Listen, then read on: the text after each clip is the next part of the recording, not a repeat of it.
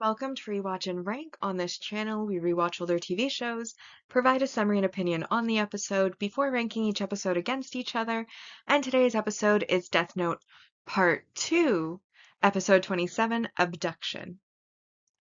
The episode in a nutshell is just a brief reminder of what happened within this episode. The episode begins with Soichiro, Light, and Matsuda talking about the case, and obviously some time has passed since Elle had died, and they're talking about how the case has kind of hit a dead end recently, but how there are many people who are on Kira's side as the world has become a pretty nice place for those of a non-criminal mentality to live, because obviously those with a criminal mentality have been either killed by Kira or learned that there are true consequences for that kind of behavior and therefore have chosen not to engage in that kind of behavior, leading for normal, innocent, everyday people to be able to have a lot more security and peace of mind, which obviously is a good thing for the people in universe. And then Soichiro gets a call from the police force, National Police Agency, or NPA, learning that the director of the police force has been kidnapped, and the kidnappers are demanding the Death Note in exchange for his release. Light, of course, isn't going to allow that to happen, and so he does, in fact, kill the director of the NPA, but then is surprised that nobody's calling him to, talk about it. And then we see from like the mafia perspective, we see that Mello, who is one of Elle's potential successors, has joined this mafia organization and wants to kill anybody in his way so that he can stand on the top. And because he was one of Elle's successors, that most likely is where the knowledge of the Death Note comes from. And when the director kills himself by hanging himself with his tie, he realizes that most likely it was Kira, and therefore Kira has connection to the police in Japan, which then leads them to the task force, which leads them to kidnap Sayu instead.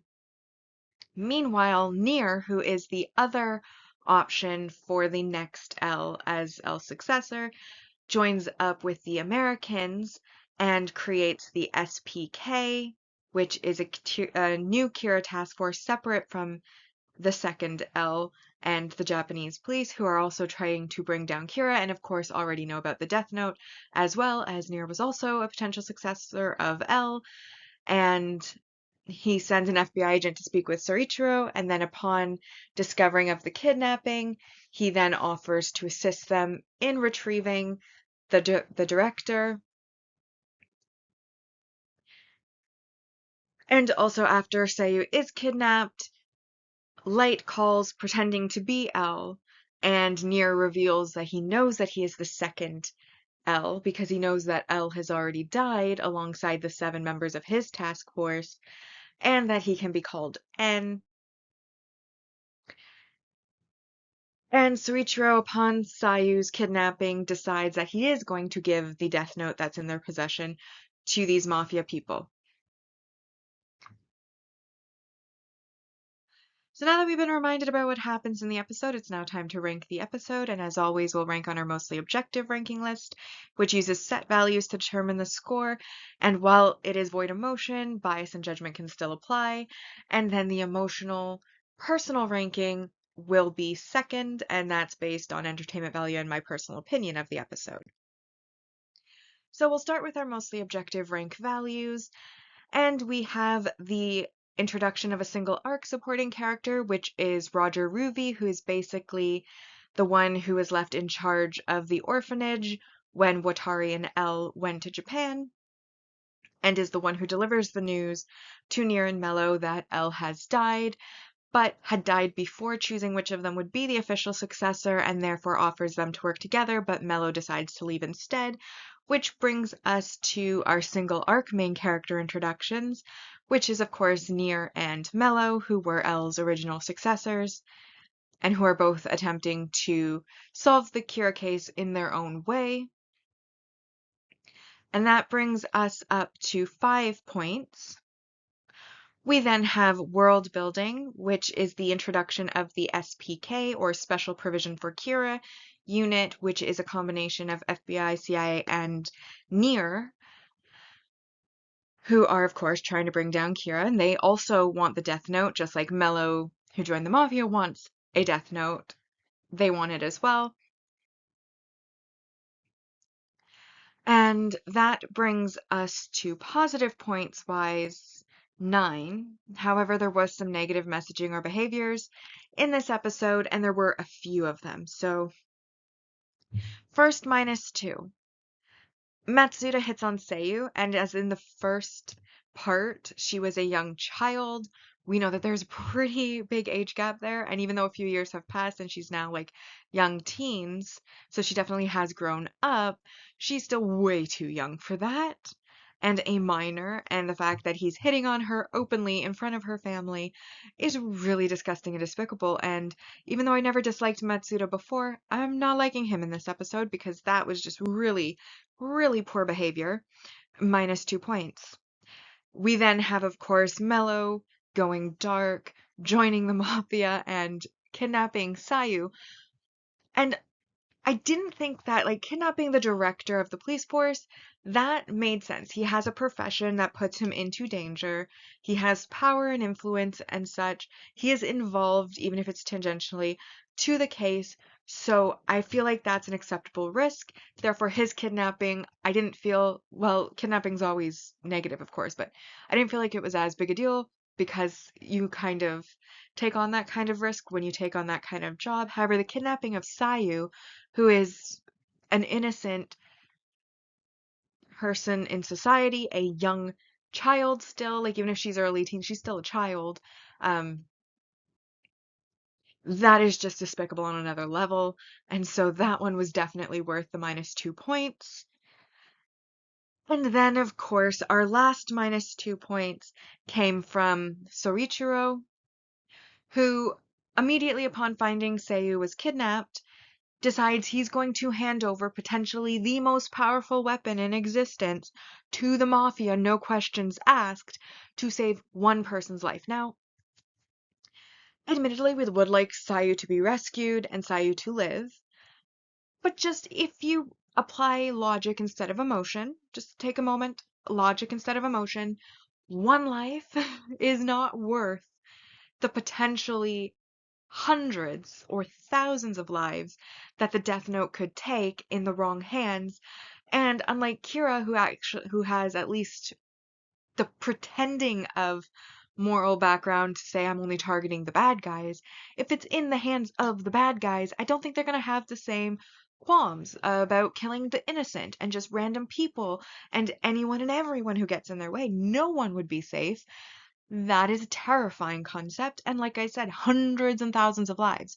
One, regrettably, isn't worth that. Like, if you apply logic, take the emotion out, it's not worth it. And the fact that he doesn't even pause to consider the impacts of his choice and is going to give this incredibly deadly and dangerous weapon to a criminal organization for one person, even if it is his daughter, I think that's very negative.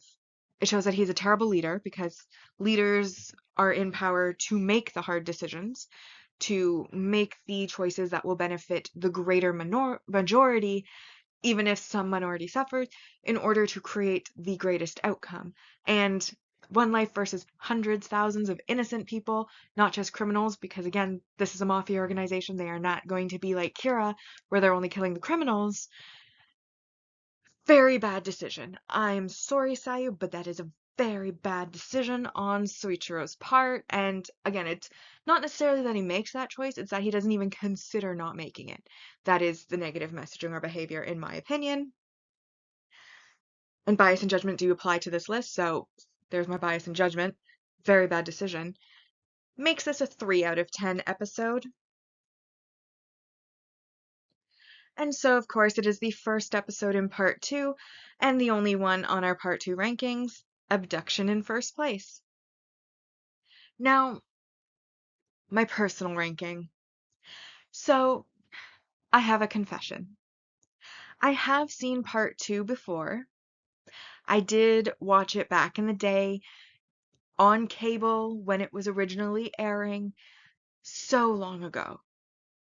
But in every single rewatch that I have ever done after that initial watching on cable of Death Note, I have stopped watching at episode 25. I feel like once L is gone out of the picture and Kira's beat L, that's where the series ends for me, to be honest. I've never really rewatched part 2 because while Mello and Nier aren't terrible characters, they just aren't L. They're not as interesting, they're not as compelling, and I just also don't really feel like the magic is there when it's not L versus Light in their little cat and mouse, semi-friends, semi-enemies sort of game that they play. Like that to me is where the magic of the first part was. And the second part just loses that big time, especially with like the time skip.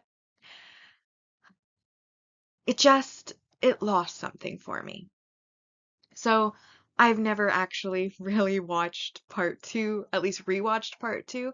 I watched it back in the day on cable because it wasn't streaming, so you couldn't skip episodes. So naturally, you had to watch what episode was on, and so I did see part 2 way back then. But I'm by no means familiar with it or as familiar with it as the first part because part 1 is typically all I ever rewatch, not part 2. So having said that, Mellow likes chocolate, and I can relate to that so much because I love chocolate. I don't consider it a dessert if it doesn't have chocolate. Chocolate is my sweet of choice if I'm going to have a sweet, so I completely relate to his chocolate bars. I also love his wardrobe choices. I mean, he has this big furry collar on his coat, and then when the coat's not on, he's got like the all black, like the mafia going on. His hairstyle's a bit dweebish, but what can you do about that? He he obviously is the one that goes dark, and he's mafia associated, and he has no qualms about getting the note and then using it to kill people so that he can stand on the top anyone who gets in his way. He outright confesses that right here in this episode. So is he L? No. But is he an interesting character? To a degree. I like his aesthetic that he has going on, and his quirk I completely identify with. But again, his personality is he's a little bit not quite sane, in my opinion. A little off his rocker. Nier is kind of like a literal watered down L. Like he's basically, instead of dark hair, he has white hair. Instead of candy and sweets and such, he has toys. But other than that, like he's very similar to L. Like he sits in the crouch. He does twirl his hair, which L didn't do necessarily. L more bit on his thumb, but the point is like he's very L coded, is what I think the young people say. He's very L-esque. But again, he's not L, so it's a watered down version that's not nearly as great. And honestly, it's always angered me that they're the ones who win. Spoilers, obviously, this is a rewatch. I think everybody knows by this point Light eventually loses. But I just hate that it wasn't L that brought Light down. Like, I would have rather like a dual suicide or something like that, or like a killed each other than this whole second generation wins because I feel like that's cheapens the cat and mouse between L and Light, and I never liked that. So honestly, going into part 2, I do have a bias, and that's why I said like I don't rewatch part 2 because I don't really identify with it. But I'm going to try to be honest. So this episode, we got introduced to the heirs. We're setting up for what the future episodes are going to bring, and this new game between Light and L's heirs.